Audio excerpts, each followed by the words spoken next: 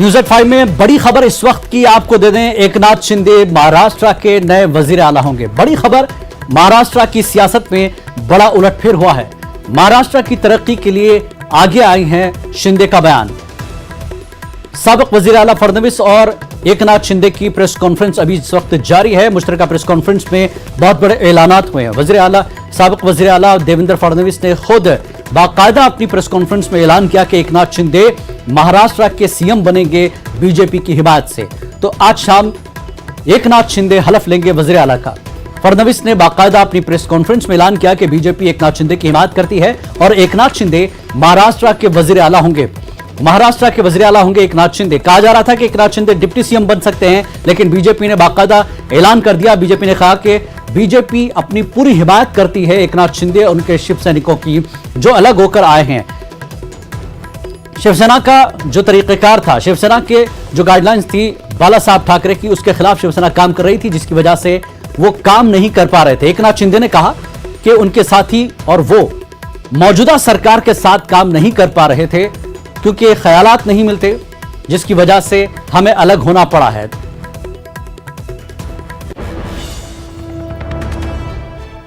एकनाथ शिंदे होंगे महाराष्ट्र के नए वजीर आला। फडणवीस ने ऐलान कर दिया शाम 7:30 बजे हलफ लेंगे। हिंदुत्व के लिए शिंदे के साथ आए हैं। हिंदुत्व के लिए शिंदे साथ आए। फडणवीस ने कहा कि शाम 7:30 बजे एकनाथ शिंदे वजीर आला के ओहदे का हलफ लेंगे। बड़ी खबर इस वक्त की, एकनाथ शिंदे होंगे महाराष्ट्र के नए वजीर आला और शाम 7:30 बजे होंगी हलफ बर्दारी होगी एकनाथ शिंदे की। एकनाथ शिंदे लेंगे वजीर आला के ओहदे का हलफ। फडणवीस ने बाकायदा अपनी प्रेस कॉन्फ्रेंस में ऐलान किया है और आज शाम 7:30 बजे एकनाथ शिंदे को वजीर आला के ओहदे का हलफ दिलाया जाएगा। बीजेपी एकनाथ शिंदे की पूरी हिमायत करती है, फडणवीस ने बाकायदा ऐलान किया है। तो बीजेपी की हिमायत से एकनाथ शिंदे आज शाम 7:30 बजे वजीर आला के ओहदे का, चीफ मिनिस्टर के ओहदे का हलफ लेंगे। तो महाराष्ट्र की सियासत में एक बड़ा उलटफेर हुआ है। बीजेपी हिमायत कर रही है अलहदा शिवसैनिकों की। एकनाथ शिंदे शिवसेना की अगर हम बात करें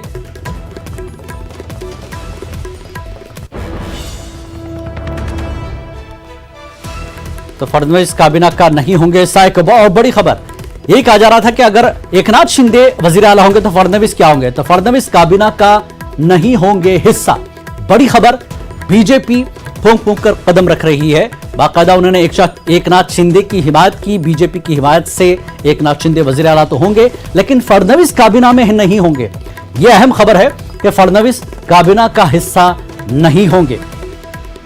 बीजेपी हिमायत कर रही है एकनाथ शिंदे की, जो शिवसेना से टूटकर और अपने कुछ साथियों के साथ बड़ी तादाद में वो अलग हुए और बीजेपी की मदद से आज शाम 7:30 बजे वजीर आला के ओहदे का हलफ लेंगे। लेकिन बड़ी खबर यह है कि फडणवीस इस काबीना का हिस्सा नहीं होंगे। तो जहां एकनाथ शिंदे वजीर आला का हलफ लेंगे, वहीं फडणवीस बनने वाली सरकार का हिस्सा नहीं होंगे, यानी फडणवीस काबीना का हिस्सा नहीं होंगे, कैबिनेट में नहीं होंगे फडणवीस। और इस वक्त आपको सुनाते हैं फडणवीस ने क्या कहा। एकनाथ शिंदे जी के साथ शिवसेना जो है, शिवसेना के नेता के रूप में आज उन्होंने मुख्यमंत्री पद के लिए अपना क्लेम माननीय राज्यपाल जी को दिया। भारतीय जनता पार्टी के हमारे गुट ने उनको पूरा समर्थन दिया। हमारे 106 और उसके साथ साथ उनके साथ और हमारे साथ जो इंडिपेंडेंट्स और छोटी पार्टियां हैं, इन सभी के समर्थन का पत्र आज हमने सौंपा है और गवर्नर साहब ने श्री एकनाथ शिंदे जी को 7:30 बजे शपथ के लिए न्योता दिया है। आज केवल एक ही शपथ होगी श्री एकनाथ शिंदे जी की। एकनाथ शिंदे जी के साथ महाराष्ट्र के एकनाथ शिंदे, फडणवीस ने बाकायदा ऐलान किया है प्रेस कॉन्फ्रेंस में कि बीजेपी शिव सैनिकों की हिमायत करती है, यानी एकनाथ शिंदे के ग्रुप की हिमायत करते हुए एकनाथ शिंदे को वजीर आला के ओहदे का हलफ दिलाया जाएगा और साथ में इंडिपेंडेंट भी जुड़ेंगे और कुछ छोटी पार्टियों का भी उन्होंने जिक्र किया है। तो कुल मिलाकर ये सरकार की कितनी तादाद होगी, कितनी संख्या होगी, क्या कुछ होगा, ये फिगर पूरी तरह से सामने आएगा जब सरकार बनेगी। तो आज सिर्फ जो है एकनाथ शिंदे वज़ीर आला के ओहदे का हलफ लेंगे और इस वक्त एकनाथ शिंदे भी मीडिया से बात कर रहे हैं। आइए सुनाते हैं आपको क्या कुछ कह रहे हैं। समर्थन दे रहे हैं, आगे लेके जा रहे थे और आज मैं धन्यवाद दूंगा। देवेंद्र जी ने अभी यहाँ पर कहा कि हम लोग बाला साहब ठाकरे जी के शिव सैनिक को समर्थन दे रहे हैं। ये उनके दिल का बहुत बड़प्पन है। ऐसा कभी कोई करता नहीं जिसके पास 120 विधायक है, जिसके पास 120 विधायक होने के बावजूद ऐसा कोई ग्राम पंचायत और नगर सेवक का पद भी नहीं छोड़ता है। ये तो मुख्यमंत्री पद है और ये आज उन्होंने शिवसेना प्रमुख बाला साहब ठाकरे जी के सैनिक को एक लिए मैं चाहता हूं, क्योंकि वो खुद भी इस पद को प्राप्त कर सकते थे, लेकिन उन्होंने कहा है मैं भले मंत्रिमंडल में नहीं, लेकिन मैं इस राज्य के विकास के लिए सरकार के साथ हूं। ऐसा जो इस राज्य में नहीं बल्कि देश में ऐसी एक मिसाल होगी और आज के जमाने में ऐसा करना मुझे नहीं लगता ऐसा कोई कर सकता है और इसलिए मैं उनको धन्यवाद देता हूँ। उनके सभी सहयोगी जो है उनको भी धन्यवाद देता हूँ। इतना ही मैं कहूँगा, जो विश्वास भारतीय जनता पार्टी ने हमारे जो 50 विधायक है उनके ऊपर जताया है, आदरणीय पंतप्रधान महोदय जी ने, आदरणीय केंद्रीय गृह मंत्री महोदय जी ने, भारतीय जनता पक्ष के अध्यक्ष, उन्होंने जो विश्वास जताया है उसको निश्चित रूप से हम लोग सार्थ करने की कोशिश करेंगे। और जो 40 और 10-50 विधायक जो है उनके बलबूते पर ये हम लोग यहाँ तक लड़ाई लड़ी है, एक वैचारिक लड़ाई है और उनको भी मैं धन्यवाद दूंगा कि एक तरफ पूरी सत्ता है, एक तरफ पूरी सरकार है, एक तरफ बड़े बड़े नेता है। मैं तो उनके सामने एक छोटा कार्यकर्ता के रूप में मैं अपने आप को समझता हूँ, लेकिन 50 लोगों ने मुझ पर जो विश्वास और जो भरोसा जताया है उसे कभी भी मैं बिल्कुल तोड़ूंगा नहीं, उस पर खरोच भी नहीं मैं आने दूंगा और उनको पहले जो अनुभव आया है पिछले 2.5 साल में उसकी पुनरावृत्ति नहीं होगी, इसकी भी मैं पूरी तरह खबरदारी लूँगा। इतना ही मैं कहूँगा और राज्य को आगे बढ़ाने के लिए जो भी करना है विकास के लिए हम सब, आप लेकिन हमारे साथ रहिए। एक मिनिट पहिले सगळ्यात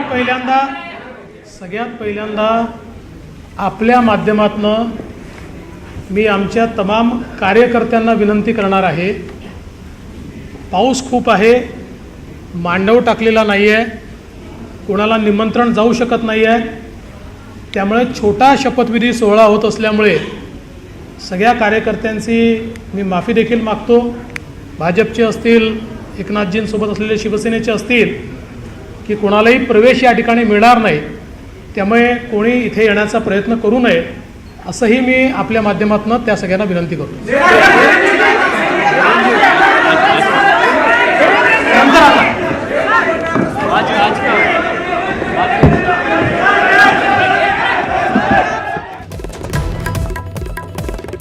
तो वहीं देवेंद्र फडणवीस और एकनाथ शिंदे की बाकायदा कई ऐलानात किए गए हैं। सबसे बड़ा ऐलान यही है कि एकनाथ शिंदे आज शाम 7:30 बजे महाराष्ट्र के वज़ीर आला के ओहदे का हलफ लेंगे। बीजेपी पूरी तरह से उनकी हिमायत करती है। बीजेपी एक बड़ी पार्टी है, 106 विधायक उनके पास है। कुल मिलाकर जैसा कि शिंदे ने कहा कि 120 जो है उनके पास तादाद है। बड़ी पार्टी होने के बावजूद बीजेपी ने एकनाथ शिंदे को, जो शिवसेना से टूटकर एक अलग धड़ा बना है शिवसेना का, पूरी हिमायत करते हैं एकनाथ शिंदे की। तो एकनाथ शिंदे ने भी फडणवीस का और बीजेपी का और खासकर उन्होंने वज़ीर आज़म नरेंद्र मोदी और अमित शाह का शुक्रिया अदा किया है। और उन्होंने साथ ही कहा कि मौजूदा सरकार के साथ काम करना बड़ा मुश्किल हो गया था, महाविकास अघाड़ी के साथ काम करना मुश्किल था, जिसकी वजह से वो नजरियात उनसे नहीं मिलते थे और नजरियात के टकराव की वजह से ही हमें बाहर आना पड़ा, शिवसेना से भी बाहर आना पड़ा और दोबारा बीजेपी के साथ जुड़कर महाराष्ट्र की तरक्की और हिंदुत्व के लिए काम करने का मौका तलाश करना पड़ा, जिसमें बीजेपी उनके साथ खड़ी है। तो पीएम मोदी का शुक्रिया अदा करते हुए शिंदे ने कहा कि मैं एक छोटा सा आदमी हूं, लेकिन मुझ पर भरोसा जताया गया है, इस भरोसे को मैं टूटने नहीं दूंगा। जबकि शिवसेना यानी उद्धव ठाकरे का भरोसा तोड़कर एकनाथ शिंदे शिवसेना से बाहर आए और आज बीजेपी के साथ दोबारा सरकार बनाने जा रहे हैं। तो आज शाम 7:30 बजे एकनाथ शिंदे वजीर आला के ओहदे का हलफ लेंगे और आज सिर्फ एकनाथ शिंदे को हलफ दिलाया जाएगा। शाम 7:30 बजे हलफ बर्दारी तकरीब होगी और उसमें बीजेपी की पूरी हिमायत है। तो बीजेपी अब यहां पर तादाद का खेल नहीं है, पूरी तस्वीर साफ है। महाराष्ट्र में एक बार फिर बीजेपी और अलहदा हुए शिवसैनिकों की सरकार होगी, लेकिन उसमें उद्धव ठाकरे वाली शिवसेना नहीं, एकनाथ शिंदे वाली शिवसेना और बीजेपी महाराष्ट्र में एक बार फिर राज करेगी। तो कमल ऑपरेशन एक तरह से कामयाब रहा। महाराष्ट्र में बीजेपी की हिमायत के साथ एकनाथ शिंदे अपने हामियों के साथ आज शाम 7:30 बजे सरकार बनाएंगे। यानी एकनाथ शिंदे चीफ मिनिस्टर के ओहदे का हलफ लेंगे। महाराष्ट्र के चीफ मिनिस्टर होंगे एकनाथ शिंदे। जैसा कि एकनाथ शिंदे ने कहा कि कम तादाद में होने के बावजूद 40 से 50 हमारी तादाद होगी, जिसमें बीजेपी ने हम पर, फडणवीस ने बड़ा दिल खोला है, एकनाथ शिंदे ने कहा।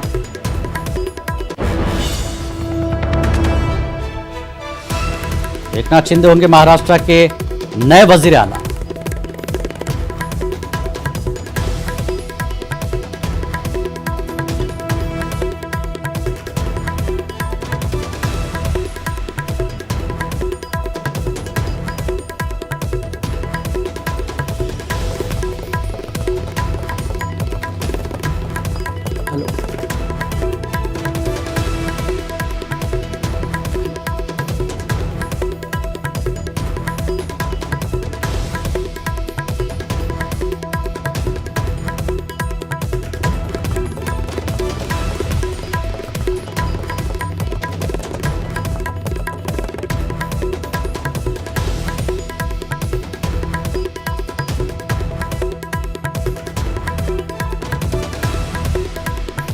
तो न्यूज एट 5 में आज की बड़ी खबर आपको यही बता दें कि महाराष्ट्र की सियासत में बड़ा उलटफेर हुआ है। बीजेपी बड़ी तादाद रखने के बावजूद शिवसेना से अलग हुए धड़े को पूरी हिमायत कर रहा है। और बड़ी खबर यह है कि एकनाथ शिंदे महाराष्ट्र के वजीर आला होंगे और शाम 7:30 बजे एकनाथ शिंदे को चीफ मिनिस्टर महाराष्ट्र के ओहदे का हलफ दिलाया जाएगा। इस पूरे मामले पर बात करेंगे मोहम्मद अमीन, जो कि सियासी तज्ज़िया-निगार हैं, पॉलिटिकल एनालिस्ट हैं, हमारे साथ जुड़ चुके हैं। बात करते हैं उनसे। अमीन साहब, जिस तरह से आप देख रहे हैं महाराष्ट्र में इतना बड़ा उलटफेर, कहा यह जा रहा था, कयास ये लगाया जा रहा था कि बीजेपी सरकार बना रही है और देवेंद्र फडणवीस फिर सीएम होंगे, लेकिन बीजेपी ने एक बड़ा मास्टर स्ट्रोक खेलकर यहां पर एकनाथ शिंदे को सीधा चीफ मिनिस्टर की पोस्ट दे दी है। कैसे देखते हैं आप इसको अमीन साहब? देखिए, महाराष्ट्र जो है हमारा एक बहुत इकोनॉमिक जोन है और यहाँ पे आर्थिक कैपिटल कहलाती है जी। और यहाँ पर जो पहले उठापटक हुई, जिस तरीके से सरकार बनी, जबकि इन्होंने इलेक्शन के टाइम ही वादा किया था कि यहाँ पर बीजेपी की सरकार बनेगी, लेकिन इन लोगों ने बीजेपी की सरकार नहीं बनने दिया। उसमें मैं समझता हूँ बहुत बड़े छत्रप हमारे शरद पवार जी का भी बहुत बड़ा हाथ था, जिसमें कांग्रेस भी बीच में आई और वहां का जो लोकल लीडर्स है, पहले तो उन्होंने बीजेपी ने ट्राई किया था तो उसमें अजीत पवार को लिया था, लेकिन उसमें फिर उन्होंने तोड़ लिया और तोड़ के फिर अपनी ताकत दिखानी चाहिए शरद पवार ने। मैं तो समझता हूँ इस पूरे गेम के पीछे शरद पवार जी का बहुत बड़ा हाथ था, जिनको की पटखनी मिल गई है। और इस वक्त अगर भारी भरकम इस तरह की सियासत नहीं होती और बीजेपी अपना स्टेज छोड़ के और शिंदे को ही लाई एज ए चीफ मिनिस्टर, तो एक बहुत बड़ा दिल दिखाया है और इससे बहुत बड़ी ताकत मिलेगी बीजेपी को। तो इन लोगों को कहना था कि सड़कों पे आ जाएंगे, एकनाथ शिंदे जब वापस आएंगे तो सड़कों पे ब्लड शेड होगा, ये होगा, वो होगा, इस तरीके से होगा। तो अब उनको समझ में आ गया कि हमारी अब ताकत रही नहीं, वो वीक हो चुके हैं एक तरीके से। और वीक होने के बाद आज देखिए इनकी स्थिति क्या हो गई कि कल रात में जाकर उन्होंने इस्तीफा दे दिया, यानी उन्होंने फ्लोर को एक्सेप्ट ही नहीं किया। देख लिया कि सुप्रीम कोर्ट से भी इनको डिफीट मिल गई है, स्पीकर को भी चैलेंज कर दिया गया, अब इससे परेशान होकर उन्होंने किया। और ये बहुत अच्छी बात है कि बीजेपी ने बड़े भाई के नाते अपना पूरा जो पहले कहा था वो अभी भी दिखाया और ये बता दिया कि बीजेपी को जरूरत नहीं है, जी। बल्कि जरूरत शिवसेना वालों को थी। उनको जी। दिखा दिया और महाराष्ट्र में अपनी सरकार न बना के उनके हेड को दिया है, एकनाथ शिंदे को। मैं तो समझता हूँ एक बहुत बड़ा गेम प्लान है, जिसकी वजह से मैं नहीं समझता हूँ कि शिवसेना उभर पाएगी। ये असली शिवसेना उभरेगी, उसका नाम होगा एकनाथ शिंदे। जो होंगे वो शिवसेना के मालिक भी होंगे, मैं समझता हूँ। अमित साहब फिर यहाँ पर उद्धव ठाकरे वाली, बाला साहब ठाकरे वाली जो शिवसेना है, उसका मुस्तकबिल क्या है? मैं नहीं समझता हूँ इस बारे में कि अब जो हालात पैदा हुए हैं जी। उन्होंने ये दिखा दिया कि हमने शिवसेना के साथ पैक्ट की बात की थी और उन्होंने अभी अपनी सीट भी दे दी है। तो अब ये लड़ाई आगे चल के लड़ाई होगी जी। ये देखना क्या है कि ये शिवसेना किसकी है, शिवसैनिक किसके हैं जी। उस पर अब दावा पेश करने के लिए एक बहुत मजबूत स्थिति में होंगे एकनाथ शिंदे, और वो अपना दावा पेश करेंगे। भविष्य में देखिएगा आगे चल के ये इलेक्शन कमीशन के पास जाएंगे कि इनको शिवसेना का सिंबल देना चाहिए। सिंबल लेने के साथ साथ वो कहेंगे पार्टी पे हमारा अधिकार है। अब ये देखना होगा कि इस वक्त क्या स्थिति होगी, क्योंकि उद्धव ठाकरे साहब इस वक्त बहुत ही कमजोर स्थिति में पाए गए हैं जी, जिन्होंने रात में ही सरेंडर कर दिया। यानी अमित साहब सीधे तौर पर बीजेपी ने जो दांव खेला है, बड़ा खेल हुआ है एकनाथ शिंदे और उनके गुट को लेकर, बीजेपी ने जो खेल खेला है, अब आगे एक तरह से उद्धव ठाकरे, शिवसेना, एनसीपी और कांग्रेस तीनों पर वार किया है और मुस्तकबिल के लिए एक लॉन्ग टर्म जैसे इन्वेस्टमेंट होता है ना, उस तरह से ये खेल हुआ है। कैसे देखते हैं इसको? मैं समझता हूं बहुत बड़ी होशियारी की है पार्टी ने जी। और बीजेपी पार्टी ने अपना बड़ा दिल दिखाते हुए, फडणवीस को न देते हुए एकनाथ शिंदे को ही दिया है और ये बता दिया है कि हमें कोई जल्दी नहीं है और बीजेपी को कोई अपना चीफ मिनिस्टर लाने की जल्दी नहीं थी। जनता में भी एक विश्वास पैदा होगा, ये होगा कि नहीं, उन लोग नाराज होके उद्धव ठाकरे के लोग हमारे पास आए हैं और हमने उनको दिल दिखाते हुए दिया है। अब ये पार्टी बड़ी मुसीबत में रहेगी शिवसेना, क्योंकि ये क्लेम करने वाले होंगे एकनाथ शिंदे जी जैसे सीएम बन गए हैं, अब ये पूरी ताकत के साथ होंगे और क्लेम करेंगे कि सारे शिव सैनिक हमारे महाराष्ट्र के हमारे साथ हैं और ये पार्टी भी हमारी है, और पार्टी भी क्लेम करेंगे। अगर ये 2/3 मेजोरिटी ले जाते हैं, जैसे कि पार्टी इलेक्शन कमीशन के पास जाएंगे, क्लेम करेंगे, उद्धव भी जाएंगे, ये भी जाएंगे, तो ये क्या कहेंगे कि 2/3 हमारे पास एमपीज भी हैं, 2/3 हमारे राज्यसभा के एमपी हैं, 2/3 हमारे पास पार्टी के लोग भी हैं। जब ये पूरी देंगे तो मैं समझता हूँ ये अखिलेश की तरह, उत्तर प्रदेश में जिस तरह अखिलेश के साथ हुआ था, उसने सिंबल रख लिया था अपने पास और उनके चाचा हार गए थे। बिल्कुल यही हाल यहाँ पर होने वाला है, उद्धव जी हार जाएंगे और ये लेके जीत जाएंगे। बिल्कुल, आगे की लड़ाई अभी बाकी है। अमीन साहब, आप हमारे साथ जुड़े रहिए। हमारे साथ इस वक्त हमारे नुमाइंदे वसीम अंसारी हमारे साथ जुड़ेंगे। वसीम, जिस तरह से प्रेस कॉन्फ्रेंस में बहुत बड़ा ऐलान हुआ, एकनाथ शिंदे को जैसा कि डिप्टी सीएम कहा जा रहा था, कयास लगाया जा रहा था, क्योंकि कम तादाद में बीजेपी के बहुत ज्यादा मेंबर हैं, लेकिन बीजेपी ने एक बड़ा दिल दिखाते हुए एकनाथ शिंदे को ही चीफ मिनिस्टर बना दिया है।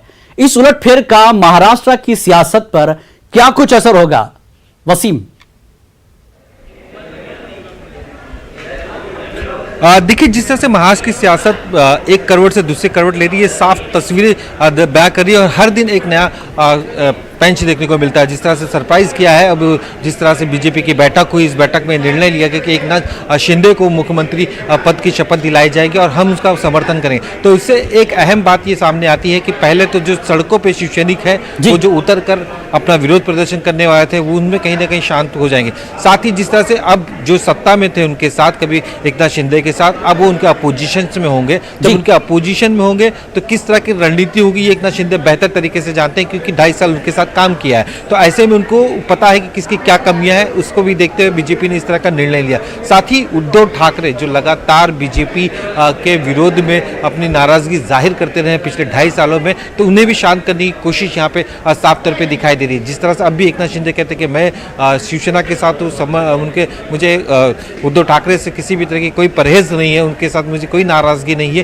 नाराजगी मुझे एनसीपी और कांग्रेस के साथ थी, उनके विचारों को लेकर थी, हमारे काम नहीं होते इसी लेकर। तो आने वाले दिनों में एक रास्ता ये भी साफ किया है कि हो सकता है कि आने वाले दिनों में उद्धव ठाकरे के साथ अगर चर्चा का वक्त मिलता है, चर्चा का विषय बनता है, तो ये उस मुद्दे पे जा सकते हैं और ये बताने की कोशिश करें कि हमने हमेशा आपका साथ दिया, बाला साहब ठाकरे के विचारों को लेकर आगे गए। एक नजरिया ये भी देखा जा रहा है, दूसरी तरफ ये भी देखा जा रहा है कि शिवसेना को पावर कम करने के लिए भी एक रणनीति के तौर पर इस पूरे घोषणा को देखा जा रहा है। क्योंकि अगर जिस तरह से एकनाथ शिंदे बनते हैं मुख्यमंत्री, वो तो क्लेम कर सकते हैं शिवसेना पे, उनके लोगों पे, और साथ ही जिस तरह से अब भी कई जो विधायक हैं या फिर एमएलएज हैं या फिर सांसद है, वो अभी तक उनके साथ जो नहीं आ रहे, जो मन बना रहे हैं कि उनके साथ आना है, जो नंबर्स अभी 39 से 40 हो चुका है, अब वो धीरे धीरे और भी बढ़ाने की कोशिश की जाए। जब पावर में एकनाथ शिंदे होंगे तो बाकायदा और भी लोगों को अपने साथ जोड़ सकते हैं। एक रणनीति ये भी मानी जा रही। फिलहाल तो खुद आज शाम 7:30 बजे एकनाथ शिंदे समर्थन शपथ लेंगे। उसके बाद वो अपने जितने भी विधायक हैं उन सभी को मुंबई बुलाया जाएगा। आने वाले 1 या 2 दिनों में बाकायदा इस पूरे माहौल में एक शपथ विधि बाकी मंत्रियों की होगी। लेकिन सबसे अहम सवाल ये भी अब भी बना है, शिंदे के अंडर का बीजेपी के जो बड़े नेता हैं, वरिष्ठ नेता, वो काम कर पाएंगे या नहीं, या फिर हो सकता है इसी तरह की जो महाविकास आघाड़ी में जो नाराजगी शिंदे को थी, या हो सकता है आने वाले दिनों में बीजेपी के बड़े नेताओं को भी हो सकती है, क्योंकि सारे वरिष्ठ नेता हैं। चंद्रकांत पाटिल काफ़ी पुराने, काफ़ी बड़ा एक्सपीरियंस है उनका। फिर ऐसे कई नाम हैं जो बीजेपी में हैं, वो क्या इनके अंडर काम करेंगे? अगर अंडर करते हैं तो क्या पावर एकनाथ शिंदे के पास है, या फिर बैकडोर से देवेंद्र फडणवीस उन्हें कंट्रोल करते हैं? ये सारे कई पहलू बने हुए। लेकिन फिलहाल तो ये जो ट्रम्प कार्ड बीजेपी की तरफ से फेंका गया, तो एक तीर से 2 निशाने किए गए। एक तरफ गुस्सा शांत करने की कोशिश की गई शिव सैनिकों के, तो वहीं पे उद्धव ठाकरे को कमजोर करने की कोशिश की, और महाविकास आघाड़ी को उनके ही सामने, उनके नेता को सामने खड़ा कर दिया गया। बिल्कुल, वसीम ने यहाँ पर बहुत अच्छे 3 पॉइंट दिए हैं। अमीन साहब, जिस तरह से वसीम ने कहा कि एक तो महाविकास आघाड़ी को कमजोर करना, उद्धव ठाकरे की ताकत को कम करना, और आगे के लिए एक मास्टर स्ट्रोक खेला जाए, और शिवसैनिकों का जो गुस्सा था उसको भी ठंडा किया है। इसको कैसे देखते हैं? और दूसरी बात, जैसा कि वसीम ने कहा कि जो मसला यहां पर शिवसेना के लीडरों को था, काम नहीं कर पा रहे थे, नजरियात का मसला था, लेकिन बीजेपी में भी बड़े कद्दावर लीडर हैं। फडणवीस भले ही वो सरकार का हिस्सा नहीं बनेंगे, कैबिनेट का हिस्सा नहीं बनेंगे, लेकिन और भी नेता है। क्या उनके अंदर क्या इस तरह की कोई मसला पैदा हो सकता है जो मसला शिंदे के साथियों को था महाविकास आघाड़ी में? अमीन साहब, मुझे जो नजर आ रहा है तो ये है कि भाई इनकी जो बात हुई होगी फर्नांडीज साहब की सेंटर में, जैसे ये आए थे दिल्ली में, सेंटर में बात की थी, तो मुझे लगता है कि ये शायद सेंटर में आ जाएंगे जी। ये चीफ मिनिस्टर रह चुके हैं, ये उनके अंडर में तो काम करेंगे नहीं, बिल्कुल ऐसा मुझे लगता भी नहीं है जी। और जहां तक सवाल है, एक तीर से 2 शिकार वाली बात है, बल्कि 3 शिकार हो गए। ये तो सेंटर में चले जाएंगे। हमारे जो मुख्यमंत्री थे वहां पर फडणवीस, जिनकी सारी एक्सरसाइज थी, तो उनको तो सेंटर में ले जाएंगे, वो सीनियर लीडर हैं और एक अच्छे कद्दावर नेता हैं, वो तो वहां पर काम नहीं करेंगे। सीएम होते तो काम करते। और दूसरी बात यह कि पहले ही याद होगा कि जब ये सरकार टूट के और बनी, महाविकास आघाड़ी बनी थी, उस वक्त एनसीपी और ये सब बात आई थी। उससे सबसे पहले उद्धव ठाकरे की खुद की शर्त थी कि आपने हमको मुख्यमंत्री बनाना चाहिए शिव सैनिक से। अब देखिए उनका सही शिव सैनिक जो सीनियर मोस्ट था, इनका नाम पहले भी चला था उद्धव ठाकरे के टाइम में, इनको आगे किया जा रहा था कि सीएम बन जाए। उस वक्त ये सीएम नहीं बने, तो ये वाकई सीएम के कैंडिडेट थे उस दल से, यानी शिवसेना से। तो आज उनको सरकार दे दी गई है, चलाइए। अब जहां तक सवाल है, जहां तक कि सीनियर लीडर और जूनियर लीडर का, देखिए नेताओं के यहाँ कोई ना सीनियर होता है ना कोई जूनियर होता है।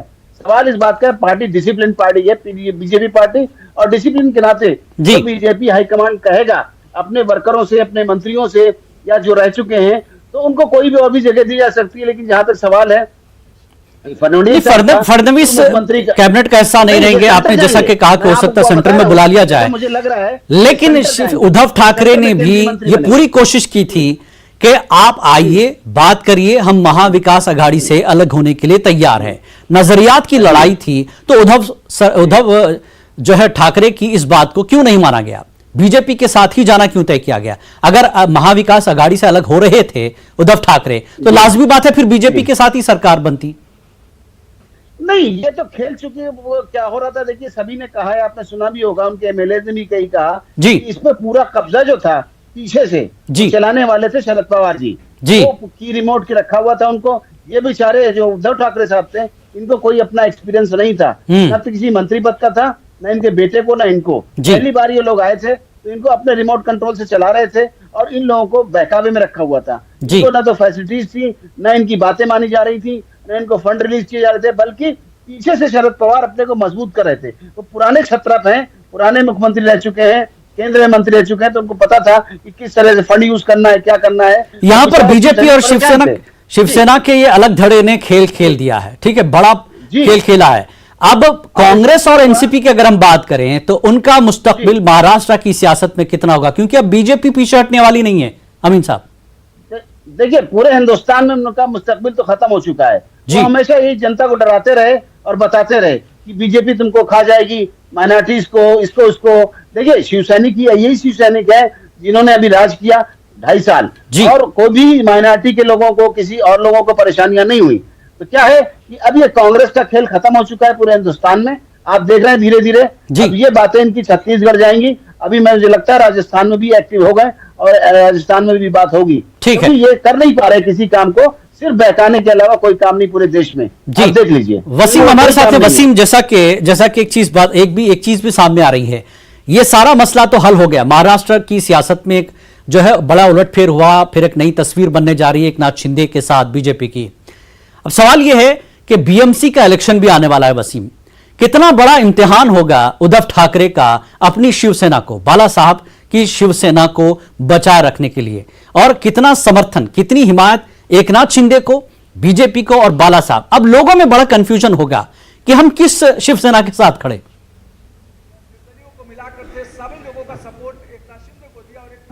देखिए जिस तरह से अब बात यह है कि अगर शिवसेना महानगर पालिका चुनाव में उतरती है और वो लोगो जो है शिवसेना का धनुष बाण, वो किसके हाथ में आता है, लोग यहाँ पे सबसे पहले ये देखेंगे कि असली शिवसेना है कौन। अगर जिस तरह से राजनीतिक परिस्थितियां बदल रही है, एकनाथ शिंदे के हाथ में जो पावर्स आते जा रहे हैं, अगर वो क्लेम करते हैं और जीत जाते हैं तो बड़ा झटका होगा। जिस तरह से पिछले कुछ दिनों से अगर उद्धव ठाकरे हैं वो लगातार इमोशनल कार्ड खेल रहे हैं महाराष्ट्र की जनता के साथ, खास करके शिवसैनिकों के साथ लगातार चर्चा कर रहे हैं, और जो कभी मिला नहीं करते थे, जो आरोप उनका लगता है, उस आरोप को कहीं ना कहीं खंडन करने की कोशिश की जा रही है। लगातार सभाएं हो रही हैं, लगातार जो शिवसैनिक उनके घर पे आ रहे हैं, आदित्य ठाकरे शाखा प्रमुख पे शाखाओं में जा रहे हैं, तो ये अपने आप को मजबूत करने की कोशिश की जा रही है। क्योंकि अब उद्धव ठाकरे जानते हैं कि अगली लड़ाई सिर्फ जमीन पे, अगर उद्धव ठाकरे ये भी जानते हैं महानगर पालिका बीएमसी खास करके उनके हाथ से निकल जाती है तो कहीं ना कहीं शिवसेना के अस्तित्व पर खतरा हो सकता है। तो सारी कोशिशें उनकी यही है कि किसी भी हाल में बीएमसी का चुनाव जो है वो जीता जाए। और साथ ही एक सवाल ये भी उठता है कि अगर बीएमसी के चुनाव होते हैं,